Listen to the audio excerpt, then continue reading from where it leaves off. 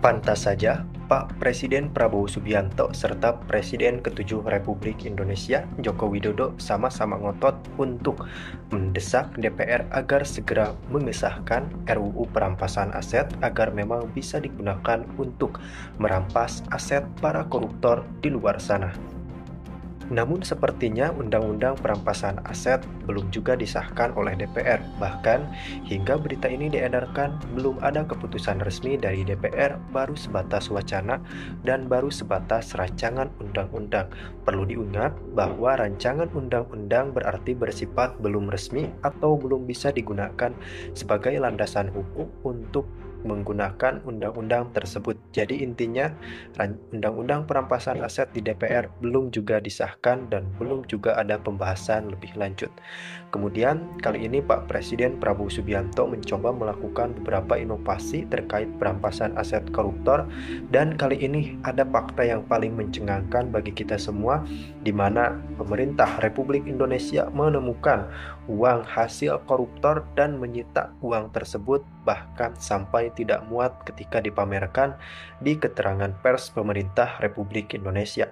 Tentu saja ini jumlahnya sangat-sangat tinggi, dan ini merupakan sebuah prestasi tersendiri dari kepemimpinan Presiden Prabowo Subianto karena memang perlahan mulai berhasil merekapri aset negara yang telah dicuri oleh para koruptor.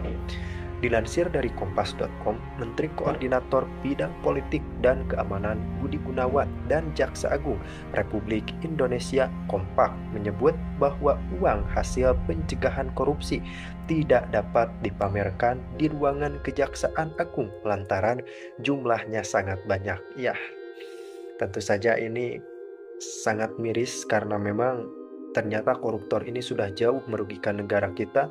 Namun di sini bersyukurlah memiliki presiden seperti Prabowo Subianto yang tidak gentar untuk menghadapi mafia-mafia koruptor dan menghadapi tekanan-tekanan yang besar, karena memang tentu saja ketika kita memecahkan kasus-kasus seperti ini tentunya ada pihak yang bermain di belakang ini. Namun Presiden Prabowo Subianto beserta jajaran berhasil mengungkap itu semua.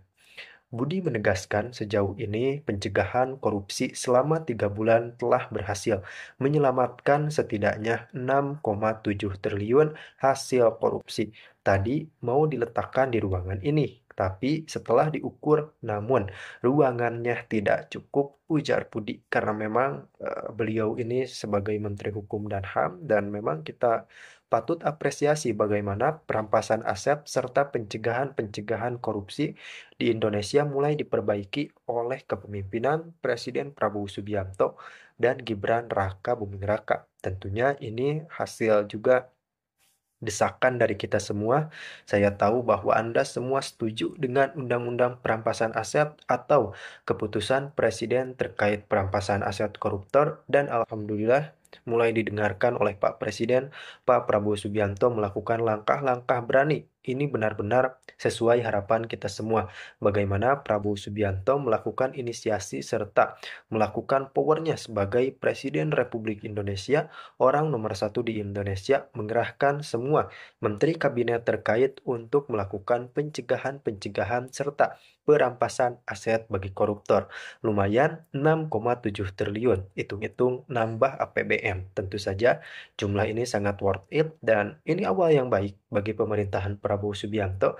Di awal tahun sudah dapat 6,7 triliun dari koruptor. Dan tinggal PR-nya adalah koruptor-koruptor yang lain termasuk yang ratusan triliun harus segera dirampas juga asetnya.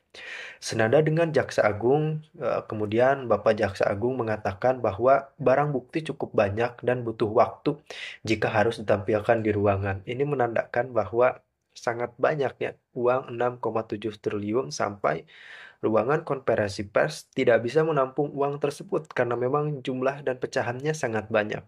Semoga lah uang tersebut bisa digunakan untuk alokasi yang lebih bermanfaat, khususnya untuk kepentingan bangsa.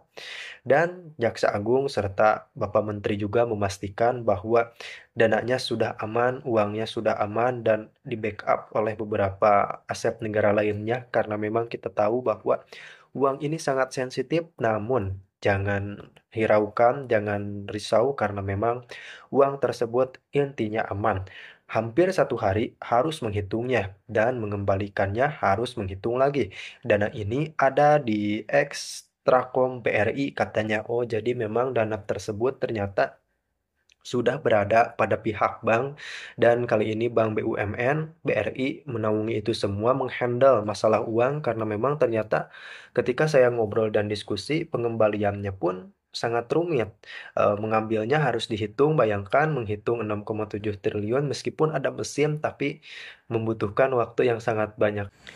Kemudian untuk memastikan keamanan dana, Jaksa Agung mengatakan pihaknya diberikan tanggung jawab sebagai leading sektor terhadap korupsi, pencegahan korupsi, dan perbaikan tata kelola, serta koordinasi peningkatan penerimaan devisa. Nah, ini setuju bahwa selain perampasan aset, ternyata pemerintah Prabowo Subianto juga telah menggencarkan sebuah program yang dimana program ini lebih ke pencegahan kasus korupsi. Jadi di samping asetnya disita para koruptor ini, kita pun yang berada dalam jajaran kabinet serta semua yang terlibat dalam birokrasi Republik Indonesia dilakukan pencegahan-pencegahan untuk kasus korupsi. Jadi memang ini program yang sudah dicengangkan atau sudah dirancang sejauh-jauh hari oleh Pak Presiden Prabowo Subianto beserta tim termasuk Pak Gibran Raka Buming Raka, karena ini memang berkaitan langsung dengan devisa atau keuangan negara.